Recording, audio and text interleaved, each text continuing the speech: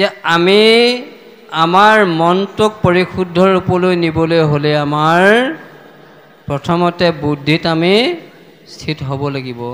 আমাৰ বুদ্ধিৰ সৈতে বিজ্ঞান কৰিব লাগিব মনটোক, জ্ঞানৰ পৰা বিজ্ঞানযুক্ত কৰিব লাগিব মনটোক। আমি বিজ্ঞান বিশেষ জ্ঞানৰ জৰিয়তে পুষ্ট হ'ব লাগিব মনটো। সেইটো কাৰণে জাত বুদ্ধি আছে একোৱে নবাঞ্চে, ভগৱন্তক চিন্তা কৰিলে অন্য বিষয় বাসনা জ্ঞান আৰু কৰ্ম মাৰ্গৰ একো কথাই ভকতৰ কাৰণে বাঞ্ছাযুক্ত নহয়।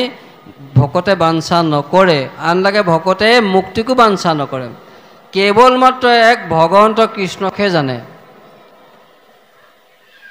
সেইকাৰণে কৈছে এক কৃষ্ণদেও কৰিও কষেও ধৰিও তাহান নাম, কৃষ্ণ দাস হৈয়া প্ৰসাদ ভুঞ্জিয়া হস্তে কৰা তান কাম। এই তত্ত্বটো যিজনে জানিলে সেইজনেই এক কৃষ্ণৰ বাদে আন কাকো ভজনা নকৰে, আৰু সেইজনেই ভগৱন্তৰ পৰম ভক্ত। সেইজনেই যি ভকতি কৰিব সেয়া অবিবেচৰী ভকতি। আৰু সেই ভকতক উপদেশদাতা যিসকল গুৰু, সেই গুৰুসকলকে সেইজনে ঈশ্বৰ বুলি মানিব। কাৰণ উপদেশদাতা গুৰু বা ভকত আৰু ভগৱন্তৰ মাজত ভিন্নতা নাই, আৰু সেই ভকতে সেই তত্ত্বটো উপলব্ধি কৰিব পাৰে। সেইকাৰণে সেই উপদেশদাতা গুৰুজনকেই প্ৰভু ভগৱন্ত বুলি মানে। সেইকাৰণে আমিও ভকতক ভগৱন্ত সদৃশ মানিব লাগিব। ভগৱন্ত যে আমাৰ গৃহলৈ ভকত আহিছে, গতিকে ভগৱন্ত আৰু বেলেগে নাহে, এওঁলোকেই ভগৱন্ত, ভকতেই ভগৱান। সেই তত্ত্বটো আমি জানিব লাগিব। সেইকাৰণে কৈছে উপদেশদাতা যিটো গুৰু থাকে তাংকে হৰি বুলি মানে। হৰি বুলি মানিবলৈ কেলে? এই গুৰুজনে আমাক আন্ধাৰৰ পৰা পোহৰলৈ যোৱাৰ বাটটো দেখুৱাই দিলে, আৰু আমাৰ এই পংকিলময় আমাৰ জীৱনটো বোকাত পৰি থকাৰ পৰা তেওঁ আমাক তুলি লৈ পোহৰলৈ আমাক নিয়াৰ প্ৰয়াস কৰিছে। গুৰু, গুপদে আন্ধাৰ ৰূপদে পোহৰ, যিজনে আমাক আন্ধাৰৰ পৰা পোহৰলৈ লৈ যাব পাৰে, আৰু যিজনে আমাক আন্ধাৰৰ পৰা পোহৰলৈ লৈ গৈ আমাৰ পৰলোকৰ বৃত্তটো দেখুৱাই দিব পাৰে, আমাৰ এই মনুষ্য জন্ম ধন্য কৰাৰ পথ প্ৰশস্ত কৰি দিব পাৰে, সেইজনেই হৈছে হৰি। যেনেকৈ প্ৰভু ভগৱন্তই ভকতৰ দুখ হৰণ কৰিবৰ কাৰণে হৰি অৱতাৰ ধাৰণ কৰিছিল, এই গুৰুসকলেও আমাৰ পৰামৰ্শদাতা হিচাপে হৈ আমাৰ মনৰ অজ্ঞানতা দূৰ কৰি জ্ঞানৰ পোহৰ বিলাই তেওঁলোকো আমাৰ কাৰণে একো ঈশ্বৰ হৈ আমাক মনৰ এই সংকীৰ্ণ মনোভাৱ দূৰ কৰি পোহৰ বিলাই। সেইকাৰণে কৈছে সিটো ভকতকো মায়া এৰি ৰাখে প্ৰমাণ পায় মনত, চাৰে আন কাম নেৰৈ গুণ নাম উপজয় অতি কৃষ্ণত। তে সেইজন উপদেশদাতা গুৰু ভগৱন্ত বুলি যিজনে মানিব পাৰিলে, যিজনে চিনি পালে, যিজনে সেই ভকতকে ভগৱন্ত বুলি জানিলে মানিলে, সেইজন ভকতৰ ওচৰলৈ মায়া প্ৰাণান্তেও আহিব নোৱাৰে। সেইজনৰ পৰা মায়া বহু দূৰত অৱস্থান কৰি থাকে যে এওঁ ভকত, মই তালৈ যাব নোৱাৰোঁ। এজন ফৰাচী লেখক আছিল, তেওঁ এটা কথা কৈছিলে যে শত্ৰুতা যিমানেই নহওক হাবিৰ জুয়ে পানীলৈ কেতিয়াও চোচা নলয়। পানী আৰু জুইৰ মাজত শত্ৰুতা যিমানেই নহওক, কিন্তু হাবিৰ জুইকুৱাই পানীৰ ওচৰলৈ চোচা মাৰি নাযায়। কিয়? জুইকুৰা যিমান দপদপকৈ জ্বলিলেও তাক নুমোৱাৰ ব্যৱস্থাটো পানীৰ জৰিয়তেহে হয়, নহয়নে বাৰু? সেইকাৰণে এইটো বৰ অৰ্থযুক্ত কথা। জাঁ পল ছাত্ৰে নামৰ এজন ফৰাচী সাহিত্যিকে কথাটো কৈছিল।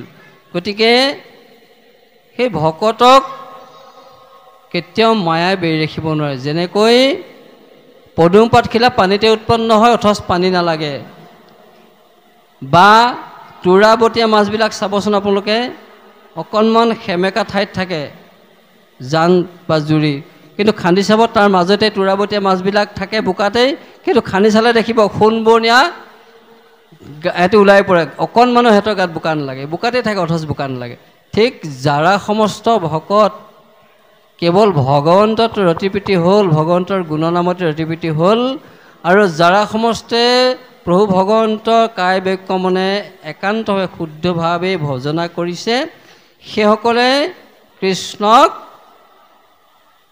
সততে পায়, আৰু সেইসকল ভকতৰ ওচৰলৈ ময়া কোনো কাৰণত আহিব নোৱাৰে। আৰু সেইসকলেই অন্যান্য যিবিলাক কৰ্ম, জ্ঞানৰ কৰ্মৰ মাৰ্গত শ্ৰাদ্ধপিণ্ড হোম ব্ৰত ইত্যাদি সমস্ত কৰ্মবিলাক আঁতৰ কৰিব পাৰে, আৰু প্ৰাণান্তে ভগৱন্তৰ গুণনাম মুখত নেৰে।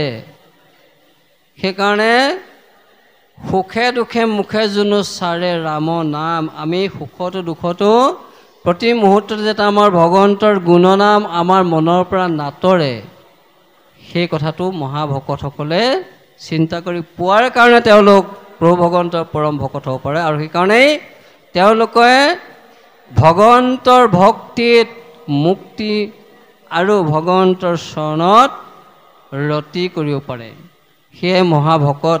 সেই ভকতৰ সেইটো হৈছে গুণ। পুনৰ আকৌ কবি সিদ্ধই নিমিৰজাৰ আগত উল্লেখ কৰিছে যে হেনবা বুলিবা বিষয় লোকৰ আছে দম্ভ অহংকাৰ, শিশবৰ কেনে হৈবিক কৃষ্ণত ভকতি অভিবিচাৰ। তুমি বুলিব পাৰা যে বিষয় লোক সমস্ত বিষয়ত আছে, আৰু বিষয় লোকসকলৰ দম্ভ অহংকাৰ ইত্যাদি থকাটো স্বাভাৱিক, কিন্তু সেইসকলেনো কেনেকৈ ভগৱন্তৰ ভকত হ'ব পাৰিব, বা সেইসকলে কেনেধৰণেনো অবিবেচাৰী ভকতি কৰিব পাৰিব, আৰু সেইসকলে মৃত্যু ভয় কেনেধৰণে আঁতৰ কৰিব পাৰিব, এয়া সংশয় তোমাৰ মনত হ'ব পাৰে। গতিকে শুনা, মই তোমাক এই সম্পৰ্কে তোমাক এই কথাখিনি কওঁ। শুনিও মহন্ত, সেয়া তুমি পৰম মহন্ত, তোমাক আমি এই 9জন সিদ্ধই ভগৱন্তৰ এই বেদান্ত তত্ত্বৰ কথা যে ক'ব পাৰিলোঁ, ক'বলৈ পাইছোঁ, এয়া আমাৰো মহাভাগ্য। যিহেতু তোমাৰ নিচিনা এজন মহন্তৰ আগত আমি ঈশ্বৰ কৃষ্ণৰ কথা ক'ব পৰা হৈছোঁ বা কৈছোঁ, বা আমাৰ কৃপা হৈছে। সেইকাৰণে কথা শুনিলেহে কৈছে মনৰ সংশয়, কৃষ্ণৰ সেৱাত ৰতি তেবে সেবাৰ হয়। তেওঁ ভগৱন্তৰ কৃষ্ণত ৰতি প্ৰীতি থকাৰ কাৰণে মহন্তৰ সংগ পালে, আৰু সেই মহন্তসকলে তেওঁক সংগ দি তেওঁক কৃপাধন্য কৰিছে, আৰু ভগৱন্তৰ কথা কোৱাৰ জৰিয়তে এই মহাতত্ত্ব কথা আমালৈও প্ৰেৰণ কৰিলে পৰীক্ষিতৰ জৰিয়তে। সেইকাৰণে কৈছে শুনা হে মহন্ত, মই তোমাক ইয়াৰ সিদ্ধান্ত দিম, আৰু এই বেদান্ত তত্ত্বৰ যি কথা, ইয়াৰ যি ৰহস্য, আৰু এই অব্যভিচাৰী ভকতি সম্পৰ্কে মই তোমাক ক'ম, কেনেধৰণে এই অজ্ঞান লোকসকলে ভগৱন্তত কেনেধৰণে ভকত হ'ব পাৰিব, কেনেধৰণে ভক্তি কৰিব পাৰিব, আৰু অজ্ঞান লোকসকল কেনেধৰণে ভকতৰ সংগ পায়, ভকতৰ সান্নিধ্য পায়, কেনেধৰণে ভকত হ'ব পাৰিব, অবিবেচাৰী ভকতি কৰি কেনেধৰণে মৃত্যুঞ্জয় হ'ব পাৰিব, সেইখিনি কথা মই তোমাক এতিয়া ক'ম, তুমি শুনা। যেতেক বিষয় সবে মায়াময়, মনেষে কৰে প্ৰকাশ, পুত্ৰ দ্বাৰা ধন সবেও সপোন, ক্ষণেকে হৈ বিনাশ। এয়া সাধাৰণভাৱে আমি জানো প্ৰত্যেকেই। এতিয়া যিমানবিলাক বিষয় আছে, এই বিষয়বস্তুটো হৈছে মায়া, আৰু এই মায়াময় সংসাৰখনত সমস্ত বিষয়বিলাক আছে, আৰু বিষয়বিলাকৰ কিছুমান উপাদান আছে, যিবিলাক উপাদানৰ জৰিয়তে বিষয়বিলাক আমাৰ গালৈ আহে বা আমাৰ মনলৈ আহে, আৰু এই সমস্তখিনি মনতে প্ৰকাশ হয়। ভাল বেয়া, আপোন পৰ, সঁচা মিছা, ধুনীয়া বেয়া, ক'লা বগা, এই সমস্তবিলাক মনেই প্ৰকাশ কৰে। গতিকে মনে আমাৰ ভাৱনাৰ ওপৰত আমাৰ ভাল বেয়া চিন্তা কৰাটো উপলব্ধ হয়। সেইকাৰণে আমি এটা কথা জনাৰ প্ৰয়োজন যে পুত্ৰ দ্বাৰা ধন যিমানবিলাক আছে, সমস্তবিলাক সপোনৰ নিচিনা। যেনেকৈ আমি ৰাতি শুই থাকোঁতে সপোন দেখোঁ, শুই থাকোঁতে যেতিয়া আমি সপোন দেখোঁ, সেই সপোনবিলাক বাস্তৱত আমি দেখোঁনে বাৰু? শুই উঠাৰ পাছত যদি আমি সাৰ পাওঁ তেতিয়া সপোনবিলাক আমি নেদেখোঁ। কিয় নেদেখোঁ? সপোনত দেখা বস্তুবিলাক বাস্তৱত আমি নাপাওঁ। সপোনে এই মনৰ ভিতৰত ক'ব নকওঁ উদয় হোৱা এটা অশাশ্বত মনৰ ভাৱনা। তে সেইবিলাক ক্ষণিকতে বিনাশ হয়। গতিকে এইবিলাক মায়ামোহ, এই সমস্তবিলাক সপোনৰ নিধি। যেনেকৈ আকাশত থকা ডাৱৰ চমকা বতাহে ঘূৰাই ঘূৰাই ইফালৰ পৰা ইফালে লৈ যায়, তাৰ স্থিতি নাই। এই মনৰ তেনেকুৱা স্থিতি শূন্য, মনে একো কাম কৰিব নোৱাৰে। সেইকাৰণে আমি মনক নিয়ম কৰিব লাগিব। যদি মনক নিয়ম কৰিব পৰা নাযায় তেতিয়াহ'লে ভক্তি শূন্য হ'ব। মনক নিয়ম কৰিবলৈ হ'লে মনটোক আমি ভক্তিযুক্ত কৰিব লাগিব। কৃষ্ণত ভকতি যুক্ত কৰি মনটোক আমি চিত্তলৈ ৰূপান্তৰিত কৰিব। তেতিয়াই যেতিয়া সেইজনে ভগৱন্তৰ অস্তিত্বক বুজি পাব পৰীক্ষিতৰ নিচিনাকৈ, সেইজন মহাশয়লৈ ৰূপান্তৰিত, অৰ্থাৎ তেওঁ মৃত্যুঞ্জয় প্ৰাৰ্থী হ'ব, অৰ্থাৎ তেওঁ ব্ৰহ্মলৈ ৰূপান্তৰিত হ'ব, যি মৃত্যু ভয় আৰু তেওঁৰ মনলৈ কেতিয়াও নাহে। সেইকাৰণে সেইজনে এই সংসাৰখনক সুখেৰে তৰি যাব পাৰিব। সেইজনৰ কাৰণে মৃত্যু ভয়ৰ কোনো কথা নাই। সেইজনে মৃত্যু কি বস্তু, মায়া কি বস্তু একো চিন্তা নকৰে। অৰ্থাৎ সেইজন ব্ৰহ্ম হৈ পৰিব, ভগৱন্তৰ সৈতে একাকাৰ হৈ পৰিব, যাৰ কাৰণে সেইজন পৰম ব্ৰহ্মৰ লগত একে হৈ পৰিব। বিশুদ্ধই ৰজাক কৈছে, সেই ৰজা তুমি শুনা, তুমি ক'ব পাৰা যে অজ্ঞানীসকলৰ মনত ভয় আছে বা অজ্ঞানীসকলে জ্ঞানৰ পোহৰ পোৱা নাই। তে সেইসকলৰ এই অজ্ঞানী মনৰ ভাৱনা আৰু ভয়টো কেনেকৈ দূৰ হ'ব আৰু ভকতিনো কেনেকৈ কৰিব? তুমি যদি এই ভাৱেৰে সৈতে তোমাৰ মনত সংশয় হৈছে, তেনেহ'লে মই তোমাক কওঁ শুনা, তুমি তোমাৰ মনত উদয় হোৱা মনৰ এই শংকিত ভাৱনা, তোমাৰ মনত সৃষ্টি হোৱা এই বাসনা, যি বাসনা দুৰ্বাসনা, শংকা, তোমাৰ মনত যি সংশয় হৈছে, সেই সংশয় কিন্তু তুমি ত্যাগ কৰিব লাগিব। পৰীক্ষিতে শোকক মৃত্যুমুখী লোকে কি কৰা উচিত, মুমূৰ্ষজনে কি কৰা উচিত বুলি প্ৰথম প্ৰশ্নটো কৰিলে। এতিয়া আমি যদি পৰীক্ষিত হওঁ প্ৰত্যেকেই, আমাৰো একেটাই প্ৰশ্ন, যিহেতু আমি যিদিনাখন এই পৃথিৱীত জন্ম লাভ কৰিলোঁ, সেইদিনাখনৰ পৰাই আমাৰ এটা গতি আৰম্ভ হৈছে, যাত্ৰা আৰম্ভ হৈছে, সেইটো মৃত্যু যাত্ৰা, মৃত্যু গতি। জন্মৰ লগতে আমাৰ মৃত্যুটো আহে। সেইকাৰণে জন্ম জায়তে শূদ্ৰাহা, আমি জন্ম হওঁতেই প্ৰত্যেকেই অজ্ঞানী হৈ আহোঁ। যেতিয়া আমাৰ এই অজ্ঞানতা থাকে তেতিয়া আমি একো ক'ব নোৱাৰোঁ, আমাৰ জ্ঞানৰ ভাণ্ডাৰটো নাহে।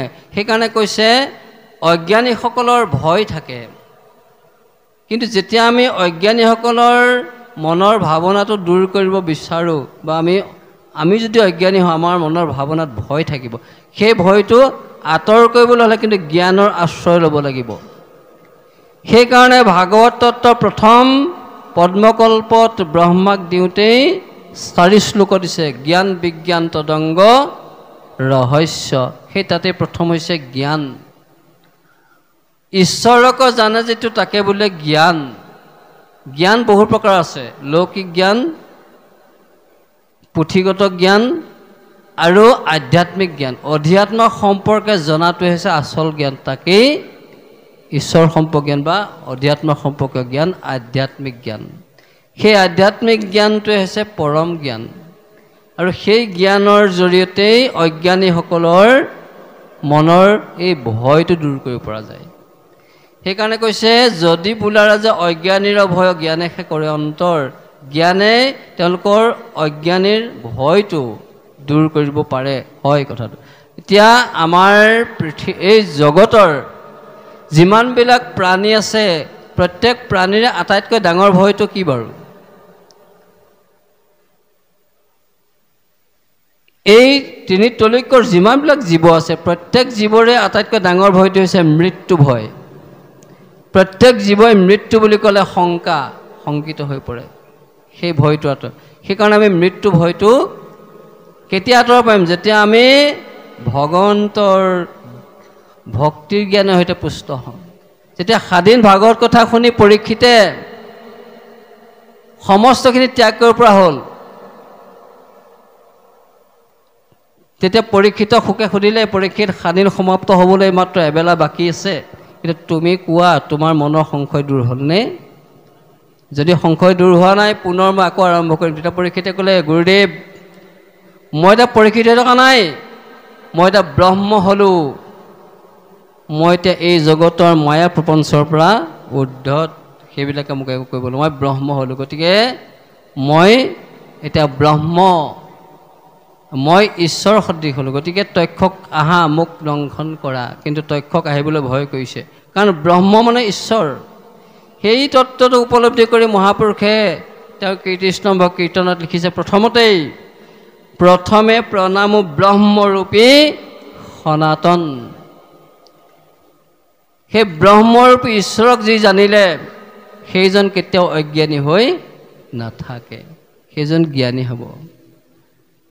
আমি পুথিগত জ্ঞানৰ সৈতে জ্ঞানী হৈ পেলাই এই সংসাৰত আমি লৌকিকভাৱে আমি মাত্ৰ দেহটো পোষণ কৰিব পাৰিম, কিন্তু ঈশ্বৰৰ ওচৰলৈ যাত্ৰা কৰাৰ সম্বল আমি সেই জ্ঞানৰ পৰা নাপাওঁ। সেই জ্ঞান পাবলৈ হ'লে আমি ভকতৰ সংগত ভগৱন্তৰ গুণনাম শ্ৰৱণ কীৰ্তন কৰি এই আচল তত্ত্বৰ জৰিয়তে আমি ভগৱন্তৰ অস্তিত্বক বুজি পোৱা সেই জ্ঞানটো পাবলৈ, আধ্যাত্মিক জ্ঞান। সেইকাৰণে তুমি তোমাৰ মনৰ শংকা ত্যাগ কৰিবলৈ, আমাৰ মনতো আমি শংকা ত্যাগ কৰিব লাগিব। আমি বহুতে ভাবোঁ আমাৰ ঘৰখনত চোন কিবা কিবি ইটো সিটো হৈ আছে, আমি নাম কীৰ্তন কৰি থাকোঁ, নাম পাঠ কৰি, কিন্তু আমাৰ যে ঘৰখনৰ এইবিলাক নাইকিয়া হোৱা নাই কিয়? আচলতে আমাৰ শ্ৰদ্ধাটো তাত নাই, আমি কৰিব লাগে কাৰণেহে কৰিছোঁ। বিষয়ৰ আমাৰ বাসনা এটা আছে, কিন্তু নিষ্কামভাৱে যে আমি সমস্ত কৰ্ম ঈশ্বৰত অৰ্পণ কৰি দিয়া যায়, তেতিয়া আপোনাৰ মনত সেই ভাৱনা, ভয় ভাৱনাটো আৰু কেতিয়াও নাহে। সেইকাৰণে ভয়টো হৈছে ভ্ৰম। আমি মনৰ ভ্ৰমটো যেতিয়ালৈকে আঁতৰি কৰিব নোৱাৰোঁ, আমাৰ মনৰ ভয় ভাৱনাটো সদায় থাকিব। সেইকাৰণে কৈছে, ঈশ্বৰ বিমুখ হোৱা যিটো নৰ, ধৰে বিষ্ণুময়া তাক, এহি দেহময়ী বোলে অজ্ঞানত পাশৰে নিজ আত্মাক। ঈশ্বৰ বিমুখ বৰ শব্দটো বৰ টান। ঈশ্বৰ সন্মুখ আমাৰ কেতিয়া হয়?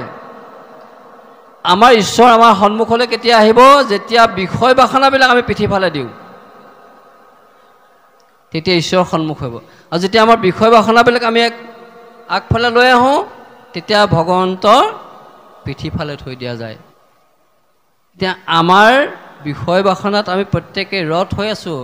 আমি কেৱল কামনা বাসনাযুক্ত জ্ঞান কৰ্ম মাৰ্গৰ জৰিয়তে ৰথ হৈ এই সংসাৰত লাগে লাগে লাগে লাগে আমি ভুঞ্জি আছোঁ, নিকাৰ ভুঞ্জি আছোঁ। সেইকাৰণে এই খেদটো, এই যে আমি ঈশ্বৰ বিমুখ হ'লোঁ, এই ঈশ্বৰ বিমুখ লোকসকলৰ অৱস্থাটো কেনেকুৱা, আমি কেনেধৰণে ভগৱন্তক খাটনি কৰিব লাগিব, সেই কথাটো মহাপুৰুষ মাধৱ পুৰুষে ঘোষাৰ শেষলৈ লিখিছে। হে হৰি হৰি হৰি হৰি হৰি হৰি হৰি কি কাম কৰিল আমি, সাধু সংগ লয়া তোমাক নভজি, ভৈল কি নয়ধোগামী।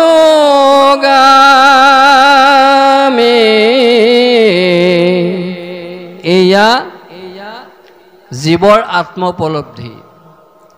জীৱই যেতিয়ালৈকে এই আত্মোপলব্ধি কৰিব নোৱাৰিব, তেতিয়ালৈকে নিজৰ সংগত থকা একেখন চকীতে বহি থকা পৰমাত্মা বস্তু কিন্তু বিচাৰি নাপায়।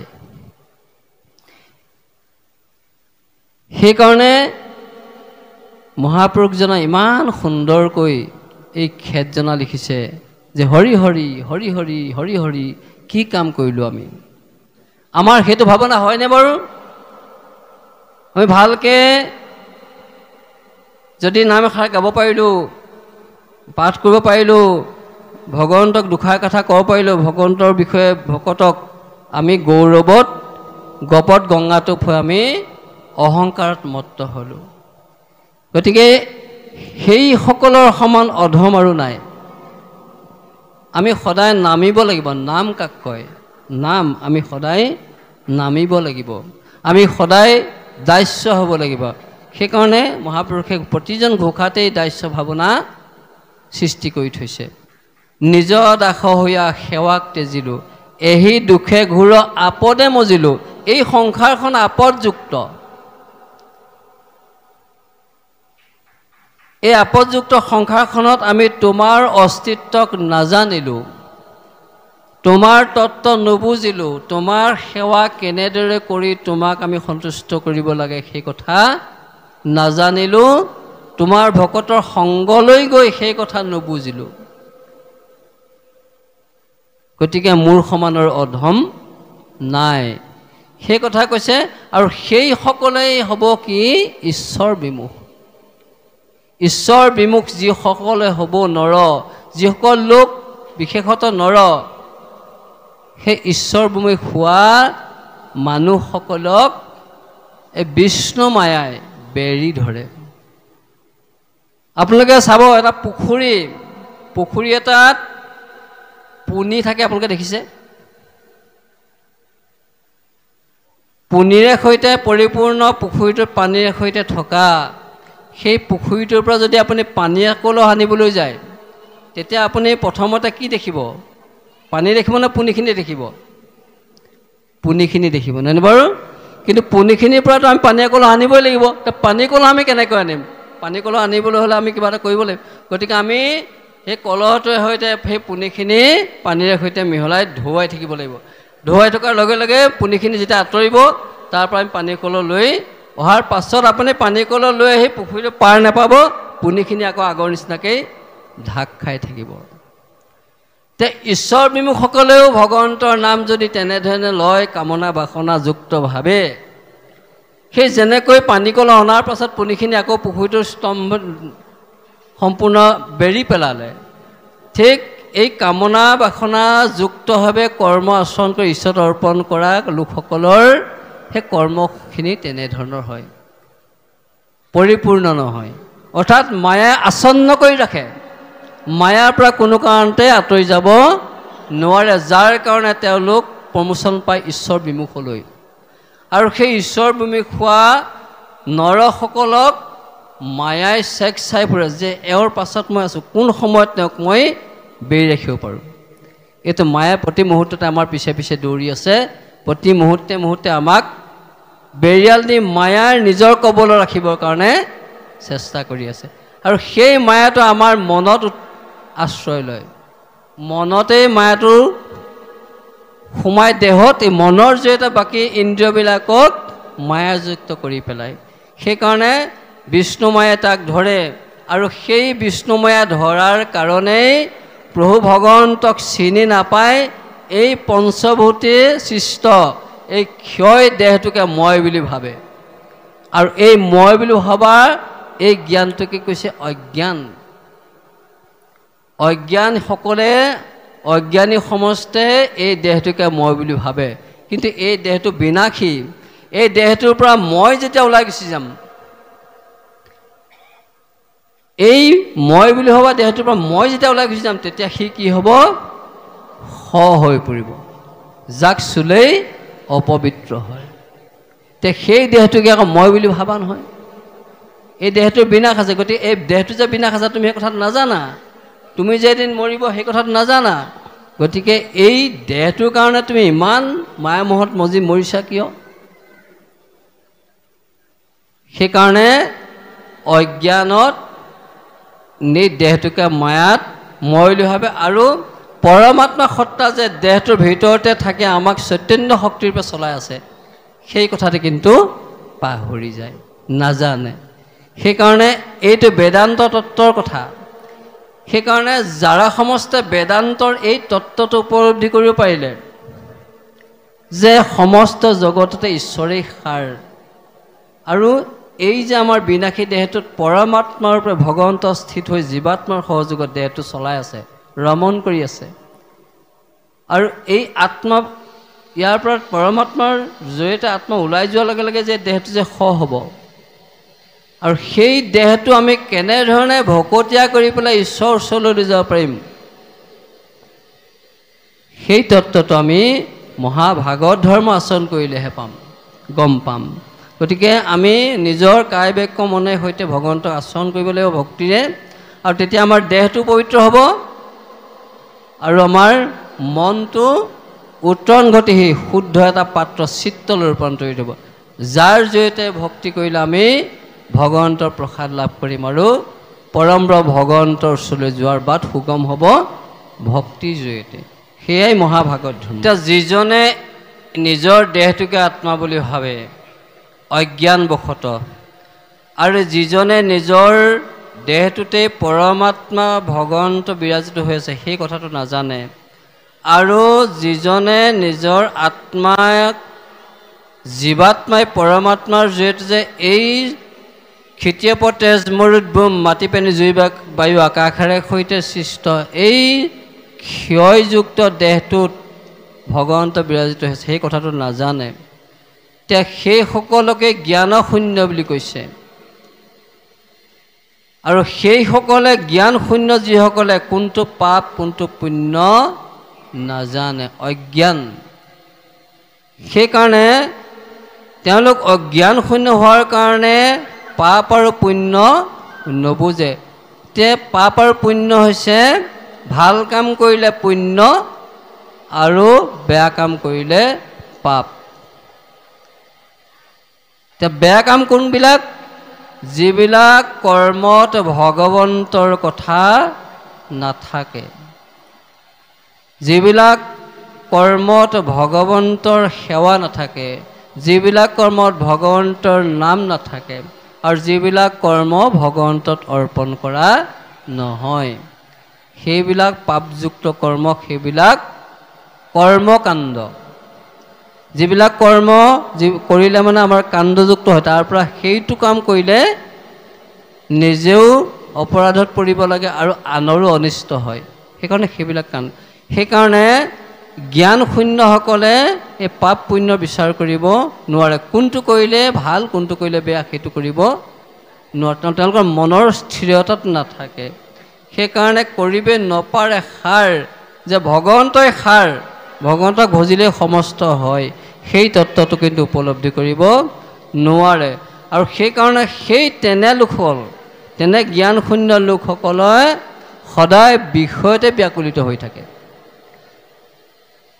এই বিষয় জগতখনত যেতিয়া সোমাই পৰিব, কাম ক্ৰোধ লোভ মোহ দম্ভ দেশ ঈৰ্ষা অসূয়া, এই যিবিলাক মায়াৰ পুত্ৰ, এই সমস্তবিলাকে যেতিয়া আগুৰি ধৰি থাকিব, তেতিয়াহ'লে সেইজনে সেইবিলাকৰ সংগ লৈ পেলাই সেইবিলাকৰ উচতনিত বলিয়াৰ দৰে হৈ সংসাৰত ঘূৰি ফুৰিব, কোনো উৱাদিহ নাপায়, পথভ্ৰষ্ট হৈ পেলাই তেওঁলোকে দিশ বিদিশ হেৰুৱাই অৰ্থহীন হৈ পৰিব, মনুষ্য জন্ম বৃথা হ'ব।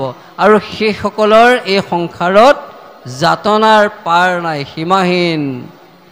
সেইবিলাক জীৱাত্মাই এই সংসাৰখনত নিকাৰ ভুঞ্জি ভুঞ্জি 84 লক্ষ জনী ইটোৰ পৰা সিটো, সিটোৰ পৰা সিটো, সিটোৰ পৰা সিটো জনী বাগৰি বাগৰি নিকাৰ ভুঞ্জিব লাগিব, যিহেতু তেওঁলোকে ঈশ্বৰত আশ্ৰয় নল'লে। যদিও তেওঁলোক অমৃতেশ্বৰ পুত্ৰ, তেওঁলোক অমৃতৰে সন্তান, কিন্তু জ্ঞান শূন্য হোৱাৰ কাৰণে তেওঁলোকে ঈশ্বৰৰ পৰা বঞ্চিত।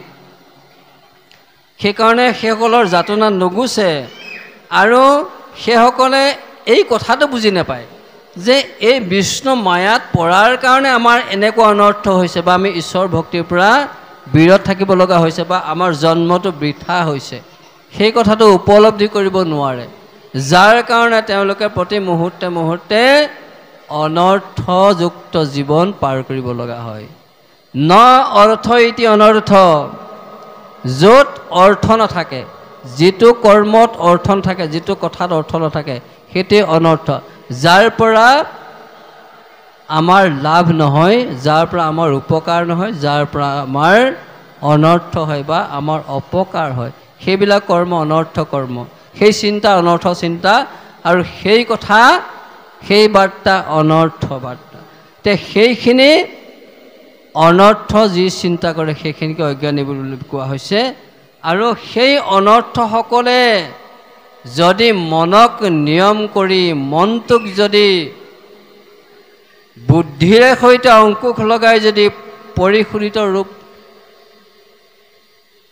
কৰিব পাৰে, তেতিয়াহ'লে মনৰ চাৰিটা অৱস্থাৰ এটা বাদ দি বাকী মন বুদ্ধি, তাৰ পাছতে বুদ্ধিৰ সৈতে মনটোক পৰিশোধিত কৰি চিত্তলৈ ৰূপান্তৰিত কৰিব পাৰিব। কিন্তু মনটো যদি অহংকাৰত থাকে তেতিয়াহ'লে তাক বিজ্ঞানযুক্তভাৱে মনটোক পৰিশোধিত ৰূপলৈ নিব নোৱাৰিব। তেতিয়া সেই চিত্তলৈ ৰূপান্তৰিত নহয়, তেতিয়া সেই মায়াতে থাকিব লাগিব। গতিকে এই অনৰ্থখিনি যেতিয়া জানিব, মই বেয়া কাম কৰিছোঁ, গতিকে মই বেয়া কাম কৰাৰ কাৰণে বেয়া ঠাইলৈ আহিব লগা হৈছে, বেয়া কাম কৰাৰ কাৰণে মই সমাজৰ পৰা বহিষ্কৃত হ'বলগীয়া হৈছে, বেয়া কাম কৰাৰ কাৰণে মই সমাজৰ পৰা মই গৰিহণা খাব লগা হৈছে, সেই কথাটো যেতিয়া আমি জানিম তেতিয়াহ'লে আমি যে মই এইটো নকৰোঁচোন, গতিকে মই কেনেকৈ নকৰাকৈ থাকিম, মই সৎসংগৰ আশ্ৰয় ল'ব লাগিব। সেই সৎসংগ ভকতৰ, এতিয়া ভকতৰ সংগ যেতিয়া তেনে মহাজ্ঞানশূন্যসকলে ল'ব, তেতিয়া সেইসকলে সেই ভকতৰ সংগ ল'লে ভগৱন্তৰ গুণনাম শ্ৰৱণ কীৰ্তন কৰাৰ লগে লগে তেওঁলোকৰ সেই জ্ঞানটো আহিব, অজ্ঞানটো আন্ধাৰটো দূৰ হ'ব।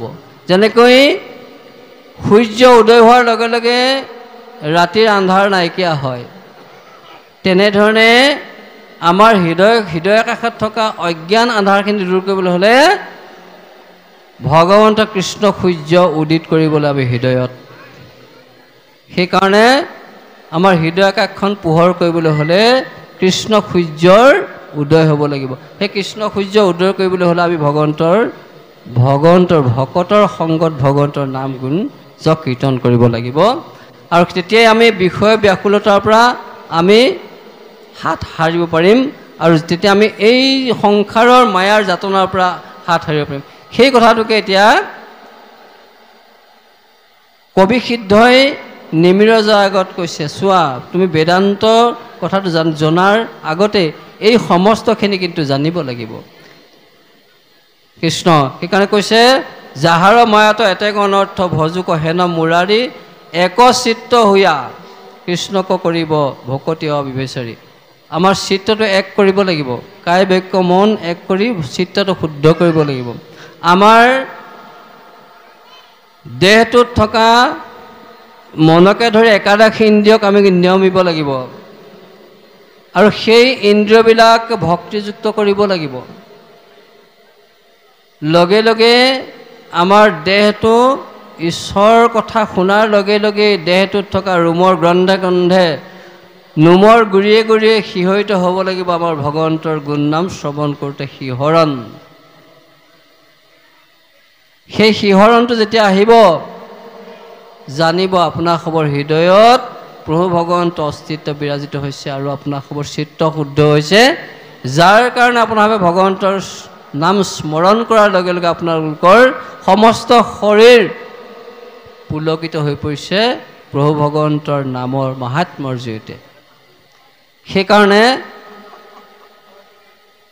এই ভগৱন্তৰ মায়াত এই অনৰ্থবিলাক থাকে যদিহে আমি ভগৱন্তক ভজনা কৰোঁ, যদি প্ৰভু ভগৱন্তৰ চৰণত কায় বাক্য মনে কৰি আশ্ৰয় গ্ৰহণ কৰোঁ, ভগৱন্তক ভজোঁ, তেতিয়াহ'লে আমাৰ কায় বাক্য মন শুদ্ধ হ'ব, আৰু আমি ভগৱন্তৰ চৰণত যি কৰ্ম সম্পাদন কৰিম, আমি নিজে যি কৰ্ম সম্পাদন কৰিম সেই কৰ্মখিনি শুদ্ধ কৰ্ম হ'ব, আৰু ভগৱন্ত অৰ্পণ কৰি কৰা সেই কৰ্মখিনিৰ জৰিয়তে হোৱা ভক্তিৰ জৰিয়তে আমি পুণ্য সঞ্চয় কৰিব পাৰিম, সেইখিনি হ'ব অব্যভিচাৰী ভকতি। ব্যভিচাৰ কাকৈ ভগৱন্তক পূজা সেৱা কৰাৰ ব্যতিৰেকে যিখিনি কৰ্ম আচৰণ কৰা হয় বিষয় বাসনাৰ জৰিয়তে, সেইখিনি ব্যভিচাৰী ভকতি। আৰু সেইখিনি বাদ দি কেৱল ঈশ্বৰ অৰ্পণ কৰি কৰা কৰ্ম সমস্তখিনিকে অব্যভিচাৰী ভকতি বুলি কোৱা হয়। সেই কথাটোকে এতিয়া বেদান্ত তত্ত্ব ব্যাখ্যা কৰিবলৈ গৈ কবি সিদ্ধই নিমিৰাজৰ আগত উপস্থাপন কৰিছে। কৃষ্ণ জয়গুৰু শংকৰ।